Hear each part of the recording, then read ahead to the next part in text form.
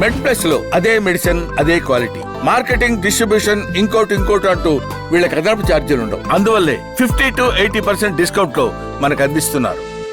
Parkinson విషయానికి వస్తే యాక్చువల్గా వృద్ధాప్యం వచ్చిన తర్వాత చాలా మందిలో చేతులు కాళ్ళు కొద్దిగా వణకడం మామూలే. అయితే ఈ వణకడం అనేది పార్కిన్సన్ అని చెప్పేసి మనం ఎప్పుడు గుర్తించాలి? పార్కిన్సన్ డేంజర్ బెల్స్ ఇవని ఎప్పుడు తెలుస్తాయి? వాటి సంకేతాలు ఏంటి? చాలా మందికి ఇప్పుడు మనం చూస్తే చేతులు వణకటం చూస్తే పెద్ద వయసులో ఉన్న వాళ్ళకి అది సాధారణంగా వయసు రీత్యా అనుకుంటాం. కానీ ప్రాబ్లమ్స్ ముఖ్యంగా షేకింగ్ రావటానికి ఒకటి ఎసెన్షియల్ ట్రెమర్ అంటాం. అంటే వంశపారంపర్యంగా కొద్దిమందికి ట్రెమర్స్ ఉంటే వాళ్ళకు కూడా రావచ్చు. కొంతమందికి పార్కిన్సోనిజం ట్రెమర్స్. సో 2 ట్రెమర్స్కి ఎలా గుర్తిస్తామంటే ఈ ఎసెన్షియల్ ట్రెమర్ అనేది ఏంటంటే కనుక పెద్ద వయసులో వాళ్ళకి ఏదైనా కాఫీ గ్లాస్ పట్టుకుంటున్నా, లేకపోతే బుఫే ప్లేట్ పట్టుకున్న షేక్ రావటం, లేకపోతే బ్యాంక్ సిగ్నేచర్ టాలీ అవ్వట్లేదండి అని చెప్తూ ఉంటారు.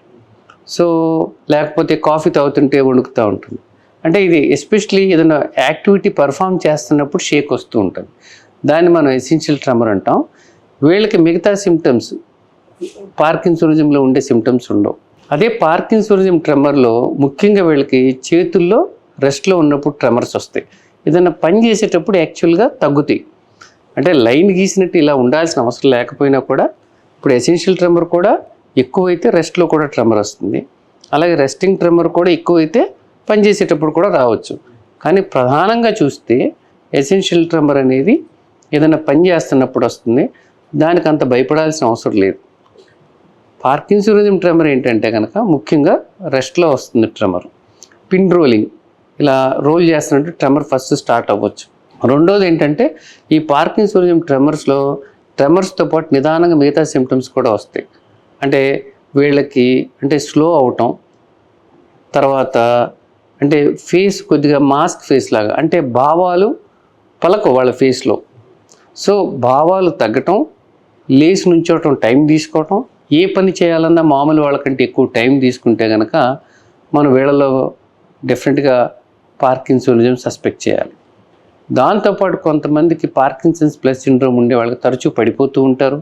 లేకపోతే యూరిన్కి వెళ్ళేటప్పుడు కొంతమందికి కంట్రోల్ ఉండకపోవచ్చు. సో కొంతమందికి హాలిసినేషన్స్, ఎవరు లేని వాళ్ళు కూడా కనపడుతున్నట్లు వాళ్ళకు కూడా తెలుస్తుంది, లేని వాళ్ళు కనపడుతున్నట్లు చెప్తూ ఉంటారు.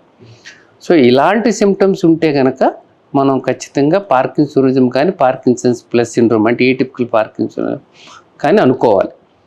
ఎసెన్షియల్ ట్రెమర్లో సహజంగా ఈ లక్షణాలన్నీ ఉండవు. సో అందుకని మనం పేషెంట్ని చూసినప్పుడు తరచూ అడిగే హిస్టరీతో చాలా వరకు మనం ఏ రకమైందో చెప్పవచ్చు అనమాట. యంగ్ ఏజ్లో కనుక ట్రెమర్స్ వస్తే దానికి చాలా కారణాలు ఉండొచ్చు. ఎక్కువగా జెనెటిక్ కారణాలు అంటే వాళ్ళ ఫ్యామిలీ హిస్టరీలో ఉంటే రావచ్చు, లేకపోతే మిగతా కారణాలు కూడా రూల్ అవుట్ చేసుకోవాలి, థైరాయిడ్ లాంటివి అనమాట. ముఖ్యంగా వయసు పైబడిన వాళ్ళు అయితే కనుక ఎసెన్షియల్ ట్రెమర్ కానీ లేకపోతే పార్కిన్సోనిజం ట్రెమర్ కానీ అయ్యే అవకాశాలు ఉంటాయి. సో డాక్టర్ గారు, మనం పార్కిన్సన్ అంటే ఏంటి, దాని లక్షణాలు ఏ రకంగా ఉంటాయో తెలుసుకున్నాం కదా. ఇప్పుడు అందుబాటులో ఉన్న ఆధునిక వైద్యం ఏంటి? పార్కిన్సన్కి ఏ స్టేజ్లో ఎలాంటి వైద్యం చేస్తారు? సో దాంతో ఎంత శాతం నయమయ్యే అవకాశం ఉంది? జనరల్గా పార్కిన్సోనిజంలో అంటే మెడికేషన్ ఇండ్యూస్డ్ అంటే కొన్ని మందులు వాడటం మూలన, ఉదాహరణ యాంటీసైకోటిక్స్ మెడికేషన్స్ అని, లేకపోతే కొంతమంది కడుపులో మంట వచ్చి ట్యాబ్లెట్స్తో కాంబినేషన్ ఉంటాయి, లీవోసల్పరైడ్ అని, అలాంటి మెడికేషన్స్ వస్తే పార్కిన్సోనిజం డ్రగ్ ఇండ్యూస్డ్ పార్కిన్సోనిజం అంటాం. అవి కాకుండా మామూలుగా పార్కిన్సోనిజం జబ్బుకి there is no cure, there is no control చేయలేము ప్రస్తుతానికి, క్యూరు చేయటానికి మెడిసిన్స్ అయితే లేవు. అయితే మనం అది పార్కిన్సోనిజమా కాదా నిర్ధారణ చేసుకోవాలి. నిర్ధారణ చేసుకున్న తర్వాత ఏ రకమైన పార్కిన్సోనిజమో చూడాలి. అంటే ఇడియోపతిక్ పార్కిన్సోనిజం అంటే ఇది కొద్దిగా స్లోగా ప్రోగ్రెస్ అవుతుంది, మిగతా సిమ్టమ్స్ తక్కువ ఉంటాయి. అంటే వాళ్ళకి వణుకుడు ఒకటి వస్తుంది, కొద్దిగా రిజిడిటీ అంటే చేతులు కాళ్ళు గట్టిగా అవ్వటం, నిదానంగా నడపడం లాంటిది ఉంటుంది. వీటితో పాటు ఏటిపికల్ పార్కిన్సోనిజంలో ఉన్న ఫీచర్స్ అన్నీ దీంట్లో కూడా రావచ్చు, కానీ లేటుగా వస్తాయి. ఏటిపికల్ పార్కిన్సోనిజంలో ఏమొస్తుంది, మతిమరుపు రావచ్చు, లేకపోతే బాగా స్లో అయిపోయి పడిపోతూ ఉండొచ్చు, కళ్ళ మూమెంట్స్ అన్నీ స్లో అవ్వచ్చు, లేకపోతే హాలిసినేషన్స్ ఎర్లీగా రావచ్చు. ఈ సిమ్టమ్స్ ఇవే సిమ్టమ్స్ మన ఇడియోపతిక్ పార్కిన్సోనిజంలో కూడా రావచ్చు, కానీ అవన్నీ లేటుగా వస్తాయి. ఇక్కడ సిమ్టమ్స్ ఏటిపికల్ పార్కిన్సోనిజంలో ఎర్లీగా రావటమే కాకుండా మెడిసిన్స్ కూడా పెద్దగా అంత గొప్పగా పనిచేసినా కొద్ది కాలం పనిచేస్తుంది. ఆ తర్వాత ఎవరైనా కూడా 5 yearsలో మందులు వాడుతున్న వీల్ చైర్ బౌండ్ అయ్యారంటే కనుక మనం ఖచ్చితంగా అది ఏటిపికల్ పార్కిన్సనిజం అయ్యే అవకాశం చూసుకోవాలి. అందుకని ఎప్పుడు కూడా మనకి పేషెంట్ యొక్క హిస్టరీ వినాలి, వాళ్ళ యొక్క మిగతా మామూలు సిమ్టమ్స్తో పాటు మిగతా సిమ్టమ్స్ ఏమున్నాయో వినాలి, మందులు ఎలా పనిచేస్తున్నాయో వినాలి. ఇవన్నీ విన్న తర్వాత దానికి సరిపడా ఇన్వెస్టిగేషన్స్ చేసి, అంటే ముఖ్యంగా ఇది ఎందుకు ఇంపార్టెంట్ అంటే ఇప్పుడు రకరకాల ట్రీట్మెంట్స్ వస్తూ ఉన్నాయి.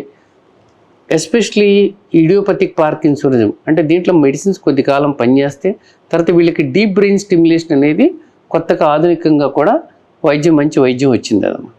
దీని మూలాలు ఏంటంటే క్యూర్ చేయకపోయినా, కంట్రోల్ చేయకపోయినా క్వాలిటీ ఆఫ్ లైఫ్ పెంచవచ్చు, అట్లాగే మెడిసిన్స్తో వచ్చే సైడ్ ఎఫెక్ట్స్ని కూడా మనం తగ్గించవచ్చు అనమాట. సో అంటే ఈ DBS అని అంటున్నాం కదా సార్, ఇది మన ఈ deep brain stimulation. Correct. So అంటే ఇది అంటే ఎవరికి చేస్తారు, ఇది ఎలా చేస్తారు, సో ఎంత % రిజల్ట్ ఉంటుంది దీంతో? అంటే జనరల్గా డీప్ బ్రెయిన్ స్టిమ్యులేషన్లో ఫస్ట్ మనం నిర్ధారణ చేసుకోవాలి వ్యాధిని. అంటే అది ఇడియోపతిక్ పార్కిన్సోనిజమా, ఏటిపికల్ పార్కిన్సోనిజమా. ఓకే, ఇడియోపతిక్ పార్కిన్సోనిజం నిర్ధారణ చేసుకుంటాకి కొన్ని స్కేల్స్ ఉంటాయి. EPDRS స్కేల్ అని, అంటే ట్యాబ్లెట్ ఇచ్చిన తర్వాత ఎంత రెస్పాన్స్ వచ్చింది, దీన్ని బట్టి మిగతా సిమ్టమ్స్ని బట్టి దాన్ని ఒక అసెస్మెంట్ చేస్తారు. చేసిన తర్వాత అప్పుడు మనం పేషెంట్కి కౌన్సిలింగ్ చేసి వాళ్ళ ఎక్స్పెక్టేషన్స్ పెంచకుండా ఇంతవరకు ఇది ఓన్లీ మనం డిసీజ్ సిమ్టమ్స్ నుంచి మనం ఉపశమనం కలిగించటాకే కానీ ఇది క్యూర్ కాదని చెప్పాలి. అలాగే అది ప్రోగ్రామింగ్ ఎలా చేస్తారు అంటే ఇక్కడ మెయిన్ కాలర్ బోన్ కింద ఈ ఇంపల్సెస్ పంపించే ఇది ఉంటుంది, లోపల ఎలక్ట్రోడ్స్ పెట్టి అది కంటిన్యూస్గా డోపమైన్ అనే న్యూరో హార్మోన్ తగ్గటం వలన వచ్చేది. కాబట్టి ఇది అక్కడ ఎలక్ట్రోడ్స్ అక్కడ స్టిమ్యులేట్ చేసి బ్రెయిన్లో ఆ మెడిసిన్ యొక్క రీప్లేస్మెంట్ లాగా ఇది పనిచేస్తూ ఉంటుంది. అంటే వీళ్ళకి మెడిసిన్ ఆపాలని కాదు, మెడిసిన్తో వచ్చే సైడ్ ఎఫెక్ట్స్ తగ్గించడానికి డోస్ తగ్గించుకోవచ్చు, వీళ్ళకి ఫ్రీక్వెన్సీ తగ్గించుకోవచ్చు. ఈ స్టిమ్యులేషన్ చేయటం వల్ల ఏంటంటే వీళ్ళ క్వాలిటీ ఆఫ్ లైఫ్ కూడా బెటర్గా అయ్యే అవకాశం ఉంటుందన్నమాట.